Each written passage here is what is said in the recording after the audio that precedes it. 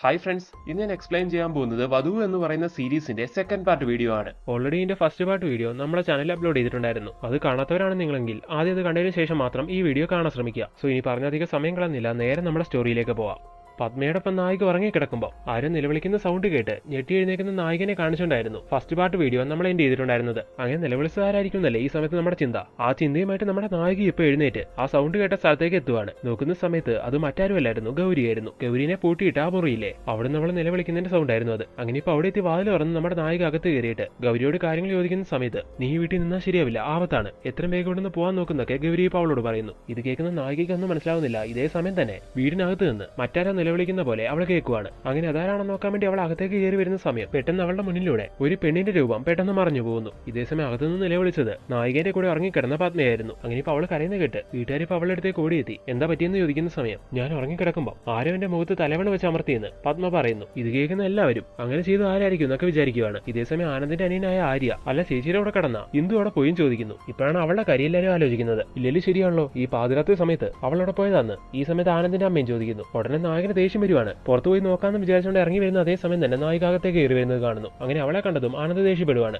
ഈ പാതിരാത്രി നീ എവിടെ പോയതായിരുന്നു? എന്താ നിന്റെ കള്ളകാമുകനായ ആ പ്രദീപിനെ കാണാൻ പോയതായിരുന്നു? ഇങ്ങനെയെല്ലാം ചോദിച്ചാൽ അവൻ ദേഷ്യപ്പെടുന്ന സമയം പുറത്തുനിന്ന് ആരോ കരയുന്ന കേട്ടിട്ട് ഞാനൊന്ന് പുറത്തേക്ക് പോയതാണ്, അത് നിങ്ങൾ ആ മുറിയിൽ പൂട്ടിയിട്ടിരുന്ന ഗൗരിയായിരുന്നു. അവിടെ നിൽക്കുന്ന അതേ സമയം തന്നെ അകത്തുനിന്ന് ആരോ കരയുന്ന കേട്ടിട്ടാണ് ഞാൻ ഇവിടെ ഓടി വന്നത്. ആരോ ഒച്ച ഉണ്ടാക്കിയത്, എന്താ പറ്റിയത്? ഇങ്ങനെയെല്ലാം അവൾ ചോദിക്കുന്ന സമയത്ത് പത്മേന്റെ ഭർത്താവ് അവിടേക്ക് വന്ന് പറയുവാണ്, ഈ വീട്ടിൽ എന്റെ ഭാര്യനെ കൊല്ലാൻ ആരും മുതിരില്ല, ആർക്കും അതിന്റെ കാര്യമില്ല. തീർച്ചയായിട്ടും ഇങ്ങനെ ചെയ്യാൻ വന്നത് ആരാണെങ്കിലും അവരെ ടാർഗറ്റ് ചെയ്തത് ഈ നിൽക്കുന്ന ഇന്ദുവിനെയായിരിക്കും. ഭാഗ്യം കൊണ്ട് അവള് പുറത്തേക്ക് പോയോണ്ട് ഇതിൽ നിന്ന് അവള് രക്ഷപ്പെട്ടു. ഇങ്ങനെ അയാൾ പറയുന്ന ഈ കാര്യങ്ങളെല്ലാം കേൾക്കുന്ന സമയത്ത് നായിക അതിനെപ്പറ്റി ആലോചിക്കുന്നു. നായികനെ അനിയത്തിക്ക് നായകനോട് ഭയങ്കര ദേഷ്യമുണ്ടെന്ന് പറയുന്നുണ്ടായിരുന്നല്ലോ. ആ ഒരു കാര്യം കൊണ്ട് മിക്കവരോടോ ഇത് ചെയ്തത് അവളായിരിക്കും നായിക വിചാരിക്കുന്നു. അങ്ങനെ ഇപ്പൊ അവള് വീട്ടിലുണ്ടോന്ന് അറിയാൻ വേണ്ടി നായിക പെട്ടെന്ന് വീട്ടിലേക്ക് വിളിച്ച് കാര്യം ചോദിക്കുകയാണ്. പ്രദീപുമായിട്ട് വഴക്കുണ്ടാക്കിയോണ്ട് കുറച്ചു ദിവസമായിട്ട് അവൾ വീട്ടിലേക്ക് വന്നിട്ടില്ല എന്നാണ് വീട്ടുകാർ പറയുന്നത്. അങ്ങനെ ഇതെല്ലാം കേൾക്കുന്ന നായിക ഉറപ്പിക്കുകയാണ്, അപ്പൊ തീർച്ചയായിട്ടും തന്നെ കൊല്ലാൻ വന്നത് തന്റെ അനിയത്തി തന്നെയാണെന്ന്. അങ്ങനെ ഇനി എന്ത് വേണമെന്നൊക്കെ നായിക ഇങ്ങനെ ആലോചിക്കുന്നു. അങ്ങനെ ആ സീനോടെ കട്ടായി അടുത്ത ദിവസം രാവിലെ നായിക ചുമ്മാ അവിടുത്തെ ജോലിക്കാരിനോടെല്ലാം ഇങ്ങനെ സംസാരിച്ചുകൊണ്ടിരിക്കുന്നു. അങ്ങനെ ആ സംസാരത്തിനിടയിൽ ജോലിക്കാരി അറിയാതെ ആനന്ദിന്റെ അനിയനായ ആര്യന്റെ കല്യാണം നടന്ന കാര്യം നായികനോട് പറഞ്ഞു പോവുകയാണ്. ഈ ഒരു കാര്യം കേട്ട് കഴിഞ്ഞാൽ പിന്നെ നായിക വിടുവോ? അതിനെപ്പറ്റി കുത്തി ചോദിക്കുന്നു. അവര് മാക്സിമം ഒഴിഞ്ഞു മാറാൻ ശ്രമിക്കുന്നുണ്ടെങ്കിലും ഇത് പറയാതെ നിന്നെ വിടില്ല എന്ന് പറയുന്ന സമയം ആ ജോലിക്കാരി വേറെ നിവൃത്തിയില്ലാതെ അത് പറയാൻ തുടങ്ങുവാണ്. 2-3 മാസങ്ങൾക്ക് മുമ്പാണ് ആര്യയായിട്ടുള്ള എന്തോ പ്രശ്നത്തിനെ തുടർന്ന് നിങ്ങളുടെ ഭർത്താവായ ആനന്ദ് അവളെ ഇവിടെ നിന്ന് ഇറക്കി വിട്ടത്. അവളുടെ പേര് വൈഷ്ണവി എന്നായിരുന്നു. കൂടുതൽ കാര്യങ്ങളൊന്നും എനിക്ക് അറിയത്തില്ല, എന്നോട് ചോദിക്കേണ്ടെന്നും ആ വേലക്കാരി പറയുന്നു. അങ്ങനെ ഇപ്പൊ ഈ കാര്യങ്ങളെല്ലാം അറിഞ്ഞ നായിക ആ വൈഷ്ണവിനെ കുറിച്ച് കൂടുതൽ മനസ്സിലാക്കണമെന്ന് വിചാരിക്കുകയാണ്. കാരണം ഇവിടെ വീട്ടിലേക്ക് വന്ന അന്ന് ആ മാനസിക രോഗിയായ ഗൗരി വിളിച്ച് പറയുന്നുണ്ടായിരുന്നല്ലോ, നീ ഈ വീട്ടിൽ നിൽക്കണ്ട, ഈ വീട്ടിൽ നിന്നാ നിനക്കും വൈഷ്ണവിയുടെ അതേ ഗതിയാവും എന്നൊക്കെ. അതുകൊണ്ട് വൈഷ്ണവിക്ക് എന്താ പറ്റിയെന്ന് അറിയാൻ വേണ്ടി നായികയ്ക്ക് ഒരു ആകാംക്ഷയുണ്ട്. അങ്ങനെ ആ സീനോടെ കട്ടെ അടുത്ത സീനില് അവരുടെ വീട്ടിൽ എന്തൊക്കെയോ ചടങ്ങുകൾ നടക്കുവാണ്. സംഭവം നോക്കിയിട്ടുണ്ടെങ്കിൽ ഇന്നാണ് ഇന്ദുവിന്റെ ആനന്ദിന്റെയും ശാന്തി മുഹൂർത്തം. സോ അതിന്റെ ചടങ്ങുകളൊക്കെയാണ് ഇപ്പോൾ അവിടെ നടന്നുകൊണ്ടിരിക്കുന്നത്. അങ്ങനെ ഇരിക്കുന്ന ആ സമയത്ത് ഇന്ദുവിന്റെ ഭർത്താവായ ആനന്ദിന് ഒരു കത്ത് കിട്ടുന്നു. ആ കത്തിൽ എഴുതിയിരിക്കുന്നത് ഇങ്ങനെയായിരുന്നു: നിനക്ക് നിന്റെ ഭാര്യനെ സ്വന്തമാക്കാൻ കഴിയില്ല, കാരണം നിന്റെ ഭാര്യ പ്രദീപ് എന്ന് പറയുന്ന വ്യക്തിക്ക് സ്വന്തമാണ്. അവളും ഭർത്താവായിട്ട് കണക്കാക്കുന്നത് പ്രദീപിനെയാണ്. അങ്ങനെ ഈ ഒരു കത്ത് വായിക്കുന്ന ആനന്ദനാണെങ്കിൽ ആകെ ദേഷ്യം വരുന്നു. അങ്ങനെ ശാന്തി മുഹൂർത്തം ആയതുകൊണ്ട് റൂമിലേക്ക് എത്തി ഈ ഒരു കാര്യത്തിനെ പറ്റിയും പറഞ്ഞ് അവൻ അവളുമായിട്ട് വഴക്കുണ്ടാക്കുന്നു. അങ്ങനെ നായിക ഇപ്പൊ ഈ വഴക്കുണ്ടാക്കാനുള്ള കാര്യം ചോദിക്കുമ്പോൾ അവൻ ആ കത്തും കാട്ടിക്കൊടുക്കുവാണ്. ഇതേ സമയം തന്നെ അവർ വഴക്കുണ്ടാക്കുന്ന കേട്ടിട്ട് അവിടെ കാര്യം വരുന്നുണ്ടായിരുന്നു. അങ്ങനെ ഇപ്പൊ ആര്യ കാര്യം ചോദിക്കുന്ന സമയം ആനന്ദ് ഈ കത്ത് ആര്യക്കും കാട്ടിക്കൊടുക്കുന്നു. അങ്ങനെ ആ കത്തിലെ ഹാൻഡ് റൈറ്റിംഗ് കാണുന്ന സമയത്ത്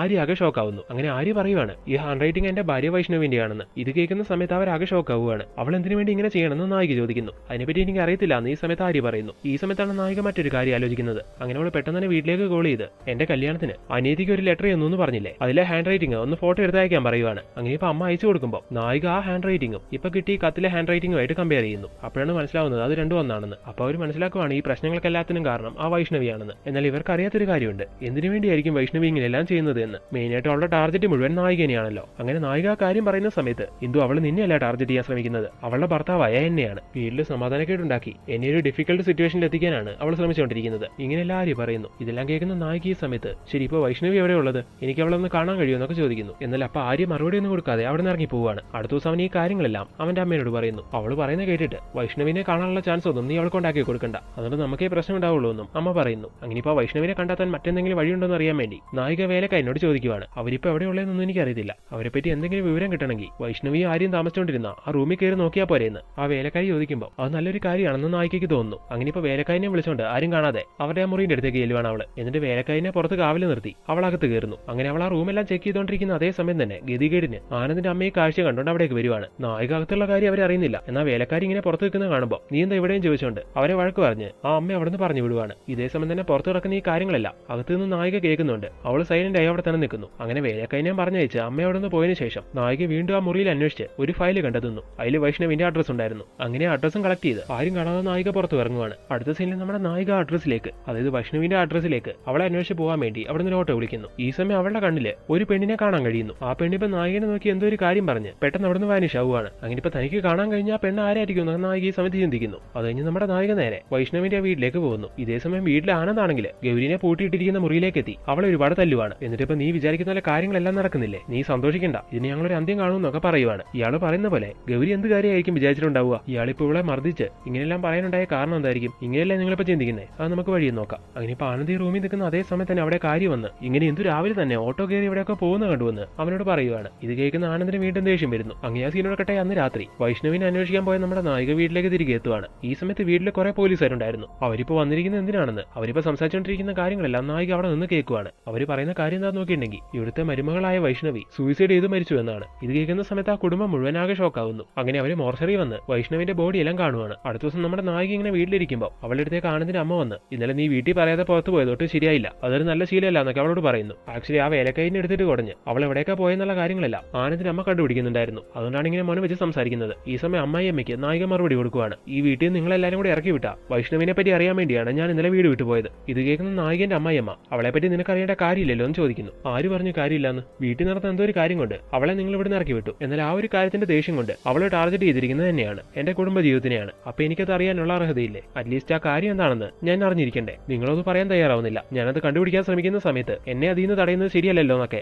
അവൾ പറയുന്ന അതേ സമയം തന്നെ ഈ കാര്യം കേട്ടോണ്ട് പത്മേന്റെ ഭർത്താവായ രമേശ് അവിടേക്ക് വന്ന് നായികനോട് പറയുവാണ്, ശരി അവളെ ഇവിടുന്ന് പുറത്താക്കിയതിനുള്ള കാരണമല്ലേ നിനക്ക് അറിയണ്ടേ? ഞാൻ പറയാം. ആര്യന്റെ ഭാര്യ ഈ വീട്ടിലേക്ക് കയറി വന്ന അവള് മറ്റേതോ പുരുഷൻ കാരണം ഗർഭിണിയായി. ആ കാര്യം വീട്ടിലറിഞ്ഞതിന് ശേഷം ഞങ്ങൾക്ക് വെറുതെ ഇരിക്കാൻ കഴിഞ്ഞില്ല. അവളെ ഞങ്ങൾ പുറത്താക്കി. മെയിനായിട്ടും ആ കാര്യം അറിഞ്ഞതിന് ശേഷം ഏറ്റവും കൂടുതൽ ദേഷ്യപ്പെട്ടതും അവളെ ഇവിടുന്ന് ഇറക്കി വിടാനുള്ള തീരുമാനം എടുത്തതും നിന്റെ ഭർത്താവായ ആനന്ദ് തന്നെയാണ്. മേ ബി നീ പറയുന്ന പോലെ ആ ഒരു കാരണം കൊണ്ടായിരിക്കണം നിങ്ങളുടെ ജീവിതം തകർക്കാൻ അവൾ ശ്രമിക്കുന്നത്. ഇതെല്ലാം കേൾക്കുന്നത് നമ്മുടെ നായിക ആകെ ഷോക്കാവുന്നു. അങ്ങനെയിരിക്കുന്ന സമയത്താണ് നായിക ഇന്നലെ ഓട്ടോ കയറാൻ വേണ്ടി വന്നപ്പോൾ ഒരു പെണ്ണിനെ അവളുടെ കണ്ണിലെ കാണാൻ കഴിഞ്ഞില്ലേ? ആ പെണ്ണ് ആ സമയത്ത് എന്തോ ഒരു കാര്യം പറഞ്ഞില്ലേ? അതിനെപ്പറ്റി നായിക ഓർക്കുന്നത്. അങ്ങനെ ഇപ്പൊ അതെന്താണെന്ന് നായിക ഗൂഗിൾ ചെയ്യുന്നു. അങ്ങനെ നായിക കണ്ടുപിടിക്കുവാണ് ആ പെണ്ണ് പറഞ്ഞത് അന്ന് നായികയ്ക്ക് ഇവര് കൊടുത്തുവിട്ട ചക്കപ്പഴത്തിൽ നിന്ന് കിട്ടിയ ആ ഊമത്തുമ്പൂ എന്ന് പറയുന്ന ആ പോയിസണസ് ആയിട്ടുള്ള ലീഫിനെ പറ്റിയാണെന്ന്. അപ്പൊ ആ പെണ്ണ് അതിനെപ്പറ്റി പറയണമെങ്കിൽ അന്ന് തനിക്ക് ചക്കപ്പഴത്തിൽ നിന്ന് ആ ഇല കിട്ടണമെങ്കിൽ അതുമായിട്ട് ഈ കേസിന് എന്തെങ്കിലും ബന്ധമുണ്ടാവും. അതുകൊണ്ട് ആ ഇലനെ പറ്റി കൂടുതൽ മനസ്സിലാക്കണമെന്ന് വിചാരിച്ച് നായിക ഒരു ലൈബ്രറി പോയി പോയിസണസ് പ്ലാന്റ്സ് ഓഫ് ഇന്ത്യ എന്ന് പറയുന്ന ഒരു ബുക്ക് എടുത്ത് അതിൽ അവൾ തരുന്ന ആ ഊമത്തുമ്പൂ എന്ന് പറയുന്ന പോയിസണസ് ആയിട്ടുള്ള ലീഫിനെ പറ്റി കൂടുതൽ കാര്യങ്ങൾ മനസ്സിലാക്കുവാണ്. അതിനുശേഷം നമ്മുടെ നായിക ഈ പ്രശ്നത്തെ പറ്റി ശരിക്കും മനസ്സിലാക്കണമെന്ന് വിചാരിച്ച് അല്ലെങ്കിൽ കാര്യങ്ങളെല്ലാം ഡീറ്റെയിൽ ആയിട്ട് അറിയണമെന്ന് വിചാരിച്ച് അങ്ങനെ അവിടെ നിന്ന് വീട് വിട്ടിറങ്ങുവാണ്. ഈ വീട്ടിൽ നിന്ന് നീ പോകരുത്, ഇവിടെ തന്നെ മര്യാദയ്ക്ക് നിന്നോണമെന്നൊക്കെ ഈ സമയത്ത് ആനന്ദിന്റെ അമ്മ പറയുന്നുണ്ടെങ്കിലും നായിക അതൊന്നും വലിയ കാര്യമാക്കാതെ ഉറച്ച തീരുമാനമായിട്ട് വീട്ടിൽ നിന്ന് ഇറങ്ങുവാണ്. അങ്ങനെയിരിക്കുന്ന അതേ സമയം തന്നെ ആര്യനെ വൈഷ്ണവിന്റെ മരണവുമായിട്ട് ബന്ധപ്പെട്ട് അതിന്റെ ഇൻവെസ്റ്റിഗേഷനെ ചോദ്യം ചെയ്യാൻ വേണ്ടി പോലീസുകാരെ സ്റ്റേഷനിലേക്ക് വിളിപ്പിക്കുന്നു. അങ്ങനെ ഇപ്പൊ അവിടെ എത്തിയ ആര്യനോട് പോലീസുകാർ എന്ത് കാരണം കൊണ്ടാണ് നിങ്ങൾ തമ്മിൽ പിരിഞ്ഞത് ഇങ്ങനെയെല്ലാം ചോദിക്കുന്നു. അപ്പൊ ആര്യ അതിനെപ്പറ്റി എല്ലാം പറഞ്ഞു കൊടുക്കുവാണ്. അതായത് കല്യാണം കഴിഞ്ഞ 2-3 മാസത്തേക്ക് ഇവൻ വീട്ടിലുണ്ടായിരുന്നില്ല. തിരിച്ചു വരുന്ന സമയത്ത് ഇവൻ അറിയുന്ന കാര്യം അവന്റെ ഭാര്യ വൈഷ്ണവി പ്രഗ്നന്റ് ആണെന്നാണ്. സോ മറ്റേതൊരു പുരുഷന്റെ കുഞ്ഞിനെ വയറ്റി ചുമക്കുന്ന അവളെ എനിക്ക് വേണ്ടാന്ന് തീരുമാനിച്ചു. അങ്ങനെയാണ് അവളെ പുറത്താക്കിയെന്നും അവനിപ്പോ പറയുന്നു. അങ്ങനെ ഈ കാര്യങ്ങളെല്ലാം പോലീസുകാരൻ ചോദിച്ചു മനസ്സിലാക്കിക്കൊണ്ടിരിക്കുന്ന അതേ സമയം തന്നെ അയാൾക്കൊരു കോൾ വരുവാണ്. വിളിച്ചിരിക്കുന്ന ഡോക്ടറാണ്. വൈഷ്ണവിന്റെ പോസ്റ്റ്മോർട്ടം കഴിഞ്ഞു. റിപ്പോർട്ടിൽ പറയുന്ന കാര്യം എന്താണെന്ന് നോക്കിയിട്ടുണ്ടെങ്കിൽ അവൾ ഉറങ്ങിക്കിടക്കുന്ന സമയത്ത് ആരോ അവളുടെ മുഖത്ത് തലയണ അമർത്തി ശ്വാസം ഒടിച്ച് കൊന്ന് അതിനുശേഷമാണ് സൂയിസൈഡ് പോലെ തോന്നിക്കാൻ വേണ്ടി അവളെ കെട്ടി തൂക്കിയതെന്ന്. അങ്ങനെ ഇപ്പോൾ പോലീസുകാരൻ അവിടെയുള്ള ആര്യനോട് ഈ കാര്യം പറയുമ്പോൾ ആര്യ ആകെ ഷോക്കാവുന്നു. അങ്ങനെ ഇപ്പോൾ വിശദമായിട്ട് ചോദ്യം ചെയ്യാൻ വേണ്ടി നിന്റെ കുടുംബക്കാരെ ഞാനൊന്ന് വിളിപ്പിക്കുന്നുണ്ട്. അപ്പോൾ വരണമെന്നും പറഞ്ഞ് പോലീസുകാരൻ ഇപ്പോൾ ആര്യൻ അവിടെ നിന്ന് പറഞ്ഞു വിടുന്നു. അടുത്ത സീനിൽ വീട്ടിലേക്ക് എത്തിയ ആര്യ ഇപ്പോൾ പോസ്റ്റ്മോർട്ടം റിപ്പോർട്ട് വന്ന കാര്യങ്ങളില്ല, അതായത് പോലീസുകാരൻ പറഞ്ഞു കൊടുത്ത ആ കാര്യങ്ങളെല്ലാം വീട്ടുകാരെ അറിയിക്കുന്നു. ഈ കാര്യം അറിയുന്ന വീട്ടിലുള്ള ആൾക്കാരെല്ലാം ആകെ ഭയക്കുവാണ്. വൈഷ്ണവി വീട്ടിലുണ്ടായിരുന്ന സമയത്ത് വയ്യാതിരിക്കുന്ന ഗൗരിനെ അവൾ ഒരുപാട് കെയർ ചെയ്യുമായിരുന്നു. ആ കാര്യങ്ങളെല്ലാം ഈ സമയത്ത് ആര്യ ഇങ്ങനെ ആലോചിക്കുന്നു. അടുത്ത സീനിൽ നമ്മുടെ നായികന്റെ കണ്ണില്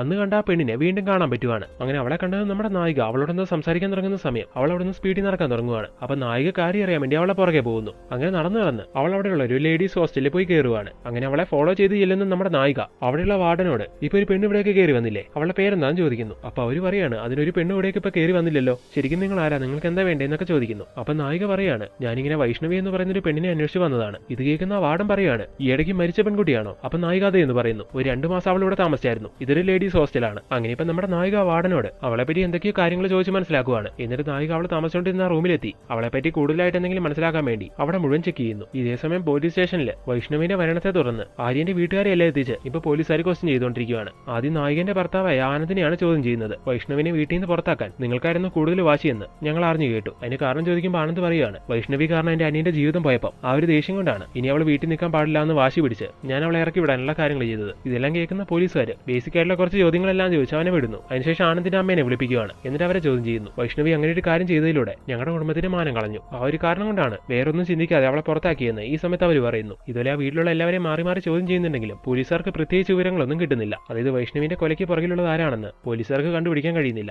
അങ്ങനെ ഇരിക്കുന്ന സമയത്ത് പോലീസുകാർ കുടുംബത്തിനെ മുഴുവൻ ചോദ്യം ചെയ്യാൻ വേണ്ടി സ്റ്റേഷനിലേക്ക് വിളിപ്പിച്ചിരിക്കുകയെന്ന് അറിയുമ്പോൾ ആ കാര്യം അറിഞ്ഞ നായിക അവിടേക്ക് എത്തുന്നു. ഈ സമയം നായികയുടെ അമ്മായിയമ്മ നീ ഇത്ര നേരം എവിടെ പോയി കിടക്കുമായിരുന്നേ എന്ന് ചോദിക്കുവാണ്. അപ്പൊ നായിക അതിന്റെ മറുപടി ഒന്നും കൊടുക്കാതെ ആര്യ ഒന്ന് വന്നേന്നും പറഞ്ഞുകൊണ്ട് അവനെ വിളിച്ചുകൊണ്ട് മാറി നിൽക്കുന്നു. എന്നിട്ട് അവനോട് ചോദിക്കുവാണ്, വൈഷ്ണവി മരിച്ചു കഴിഞ്ഞിട്ടും നിങ്ങളുടെ കുടുംബം എന്തൊക്കെയോ കാര്യങ്ങൾ മറ്റുള്ളവരെ ഇന്ന് മറച്ചു വെക്കുന്നുണ്ട്. കല്യാണം കഴിഞ്ഞ് ഈ വീട്ടിൽ വന്നു കയറി അന്ന് മുതൽ എന്തൊക്കെയോ പ്രശ്നങ്ങൾ നടക്കുന്നതായിട്ട് എനിക്ക് ഫീൽ ചെയ്യുന്നുണ്ട്. മാരേജ് ഗിഫ്റ്റ് ആയിട്ട് എനിക്ക് സൂചി അയച്ചത് മുതൽ റൂമിൽ ഇറങ്ങിക്കിടന്ന് എന്നെ കൊല്ലാൻ ശ്രമിച്ചത് വരെ ആരോ എന്നെ ഭയപ്പെടുത്താൻ ശ്രമിച്ചതായിട്ടാണ് എനിക്ക് മനസ്സിലായത്. കുടുംബത്തിലുള്ള എല്ലാവരും എന്തോ ഒരു കാര്യം മറയ്ക്കുന്ന പോലെ എനിക്ക് വല്ലാതെ ഫീൽ ചെയ്യുന്നുണ്ടായിരുന്നു. എന്നാൽ ഇപ്പം ഞാൻ മനസ്സിലാക്കുന്നു അവരെക്കാൾ കൂടുതൽ മറയ്ക്കാൻ ശ്രമിക്കുന്നത് നീയാണ്. ആര്യ, എല്ലാ കാര്യങ്ങളും ഞാൻ കണ്ടെത്തി. നീയാണ് ഇതിന്റെ എല്ലാത്തിന്റെയും പിന്നിൽ. ഈ സമയത്താണ് മറ്റൊരു ഫ്ലാഷ് ബാക്ക് കാണിക്കുന്നത്. ആക്ച്വലി ആനന്ദിന്റെ നായികന്റെ കല്യാണത്തിന്റെ സമയത്ത് നായികനെ കുറച്ചിടത്തേക്ക് കാണാനില്ലായിരുന്നല്ലോ. മണ്ഡപത്തിന് പുറകിലുള്ള റൂമിൽ ആരോളെ പൂട്ടിയിട്ടു എന്നായിരുന്നു പറഞ്ഞിട്ടുണ്ടായിരുന്നത്. അത് മറ്റാരുമല്ല, ഈ ആര്യായിരുന്നു. അതുപോലെ ചക്കപ്പഴത്തിനുള്ളിൽ ആ ഇല വെച്ച് കൊടുത്തു വിട്ടതും നായികന്റെ കാലില് ആണി കയറുന്ന പോലെ സെറ്റ് ചെയ്തതും അവളെ ഭയപ്പെടുത്താൻ വേണ്ടി ഒരു മാരേജ് ഗിഫ്റ്റ് പോലെ അവൾക്ക് ആ സൂചി അയച്ചു കൊടുത്തതും എല്ലാം ഇവനായിരുന്നു. അതുപോലെ ആനന്ദിനെ ഇവളെ തമ്മിൽ തെറ്റിക്കാൻ വേണ്ടി ഇവൾക്ക് പ്രതിയുമായിട്ട് ബന്ധമുണ്ടെന്നും ഇവളൊരു മോശപ്പെട്ട സ്ത്രീയാണെന്നൊക്കെ യോ മനഃപൂർവ്വം പറഞ്ഞുണ്ടാക്കിയതാണ്. എന്നാലും പ്രസന്റിൽ നമ്മുടെ നായിക കാര്യങ്ങളെല്ലാം കണ്ടെത്തി. അങ്ങനെ ഇപ്പൊ ആര്യനോട് പറയുകയാണ്, അന്ന് ഉറങ്ങിക്കിടന്ന് തന്നെ തലവണ മുഖത്തമർത്തി കൊല്ലാൻ ശ്രമിച്ച പോലെ നിന്റെ ഭാര്യയായി വൈഷ്ണവിനെ കൊന്നത് നീ തന്നെയാണ്.